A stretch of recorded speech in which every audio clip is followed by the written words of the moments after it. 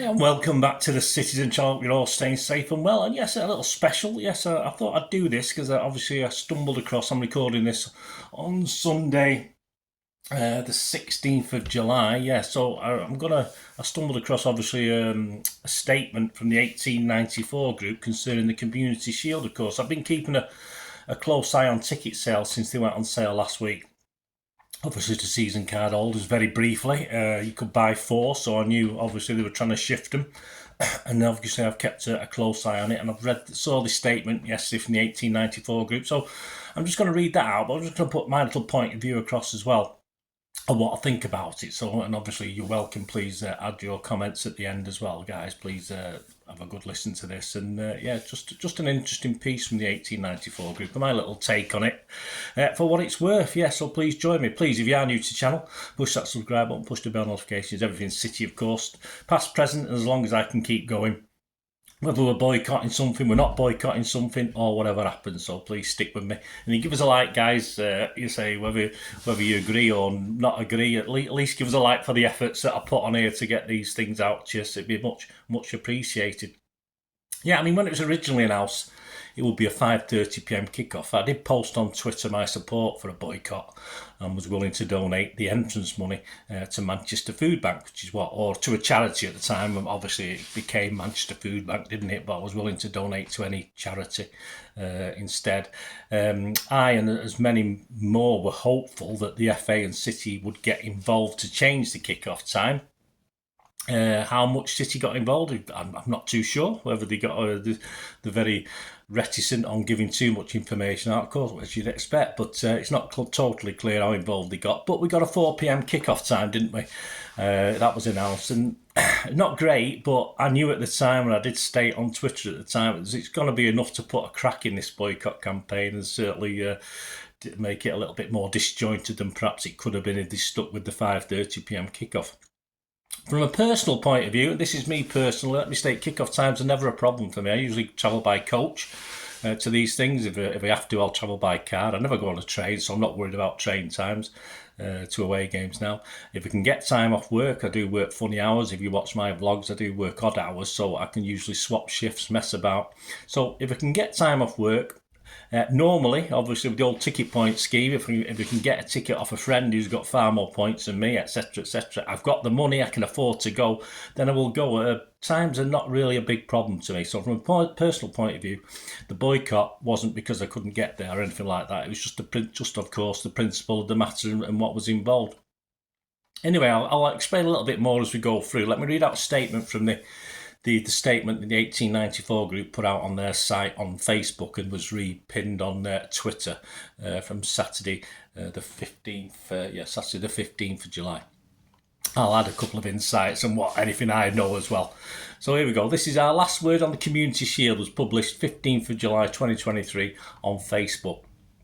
So the Community Shield is heading for a sellout, thanks to City's creative and very unusual selling criteria. Well, that's the opening statement. I've just checked as at Sunday the 16th of July, and there are approximately in the top tier 700 tickets left, that's all. Now, I'm not sure if City have released the full 31,500, which is our allocation for this, but looking at the blocks early doors when they went on sale to season card holders, and now there's possibly only 2 or 3 blocks that are sort of more shaded that might not have been released yet, but whatever it is, obviously it's a big chunk. I mean, you're still talking high 20,000s, of which we've got 700 left. So that's based on what I can see. If anyone knows anything different, please let me know. But a very high proportion.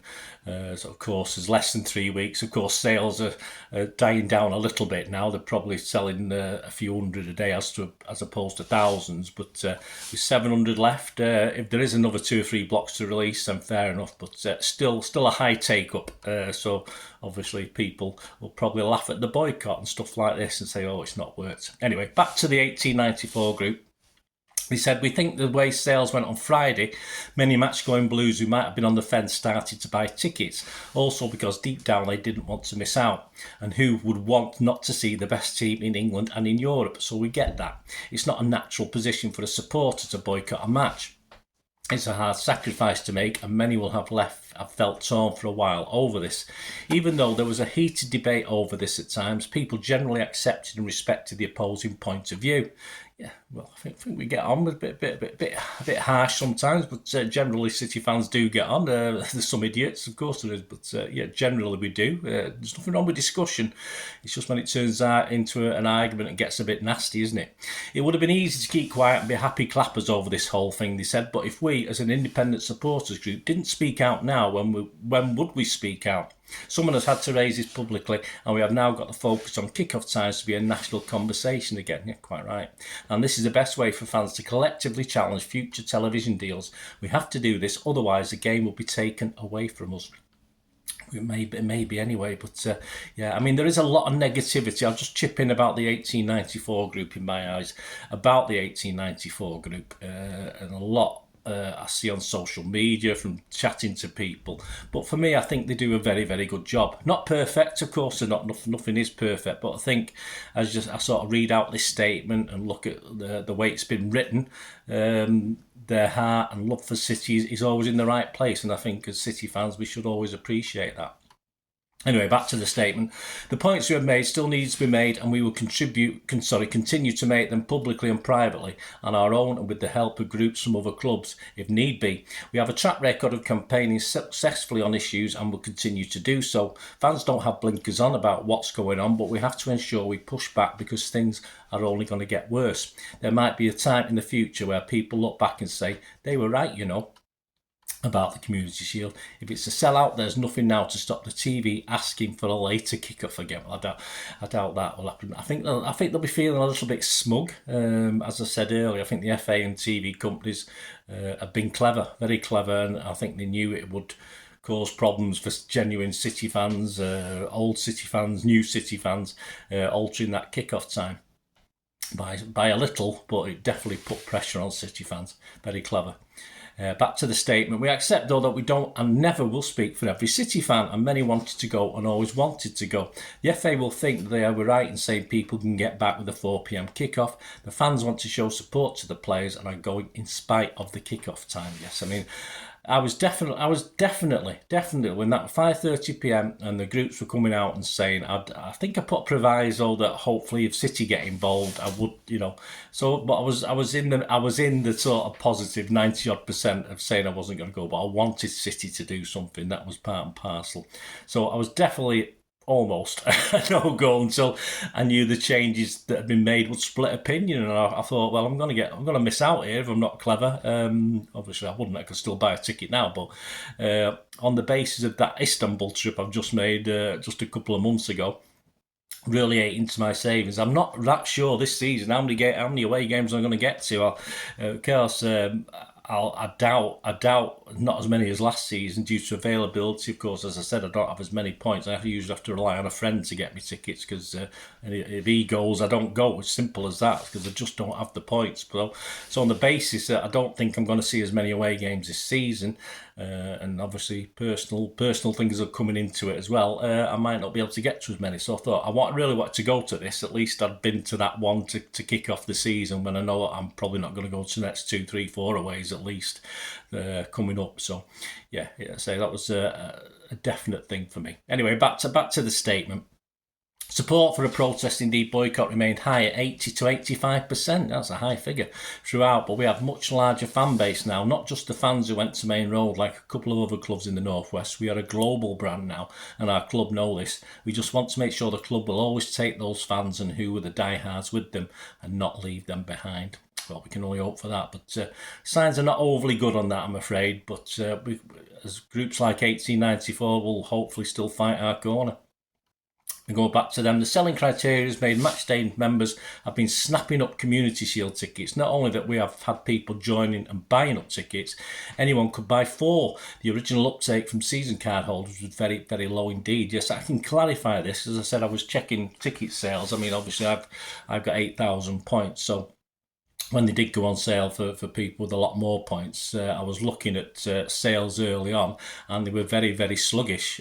Queue numbers were okay, but not fantastic. I mean, you talk when they went on sale to the members, you had ridiculous amount of people in the queue in the tens of thousands. That certainly wasn't the case when they were on sale to season card holders or season to go, whatever we want to call them. So it's really when the new members and old members that things took off as far as sales concerned, so I can clarify that. So anyway, back to the statement. So we're happy with our stance. It's already been made now that, and we say again, we could have taken the 4 p.m. concession, but wasn't enough in the eyes of many of the regular home and away Blues. All right, it was just about enough in my eyes. We know a lot of regular Blues will now go, well, there will be a loss of occasional fans. There will be a lot, is misprint, a lot of occasional fans in our end. We can only hope they are proper City fans. Yeah, I'd very much doubt touts have bought tickets for this from previous experience. The Arsenal fans, I remember the Community Shield back in 2015-ish, was it? I think they are still empty seats in there, and then it's only around the corner. But they obviously, I think they should sell their allocation. Of course they will. I mean, they're thinking that they're going to be the world champions and win everything this season, every trophy going, but based on social media. But I don't expect swaves of Arsenal fans buying up tickets for the City end if there's any spare. But again, as I said, I doubt people buying 4 tickets are actually touts trying to do it, or just City fans hoping, or flog them. I'll hopefully flog them and make money, because it's not the sort of game that you can do that with. So hopefully, as I said, although a lot of people are boycotting it, as we know, the regulars, it'll be a good mix of proper City fans. That's all we can hope for. Back to the statement, just to finish off. The penny is dropping over kickoff times, but deep down the emotional pull of City is too much, and we're all proud of these players. The battles have to go on though, and we're not afraid to sit on the fence or raise our heads above the parapet. There are Blues who could make this one, but who now can't make Newcastle at home.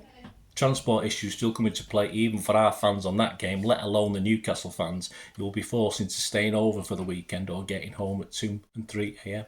As I said, from my point of view, if I got a ticket on the same basis up to Newcastle, which I've not been for many, many years because I've never been able to get a ticket, I will beg, steal and borrow to try and swap my shift so it wouldn't bother me getting home at 2 and 3 a.m. because I start work at 3 a.m. anyway, so there you go. Anyway, back to this. Finally, we encourage people who weren't going to consider chipping in for the food banks. With gift aid, we have raised over £10,000 for Manchester food banks, and it is continually rising.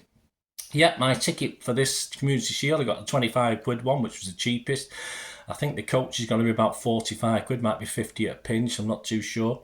The drink and a programme are working, 40 quid, so over 100 quid, but I will. I've not done it yet, so I'll wait till next payday, but I will be donating £10 anyway to the food bank, and I thought of that before this statement came out. I was going to do that anyway, so I'm still going to donate at least £10 to the Manchester Food Bank, and suggest, as the 1894 group does,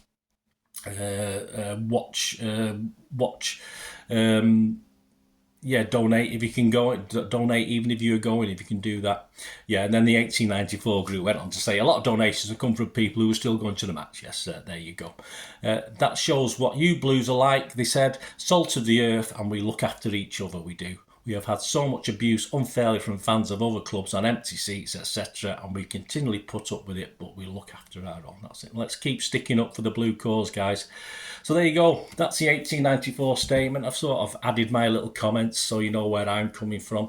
I thought the statement was excellently written and pretty much spot on, and as I say, hopefully my little input to that helped to understand what's going on as well, and my thoughts and reasoning. Let me know your comments, guys. It'd be great to hear from you. As I said, let me know if you're going as well. I'm not sure what block I'm in now, 5-3 something, I can't remember what it is, but hopefully we'll see you there, and let's see if the tickets do sell out. As I said, there's only several hundred left, but as I said, I'm not too sure if that's the full allocation or any blocks have been held back in the high block. I think all the low blocks have probably been gone, but obviously the members' seats and all that lot will be empty, won't they? Let's be honest about it, but we'll see anyway. So let me know your comments, guys. It'd be great to hear from you. Hope you enjoyed that. Thanks for watching. Please give us that like. Spread the word, spread this, retweet this for me, etc., and do your bits for me. Thanks for your support. Until we meet again, only that's one thing, don't I? Please stay safe, Blues. Come on, City. Bye for now.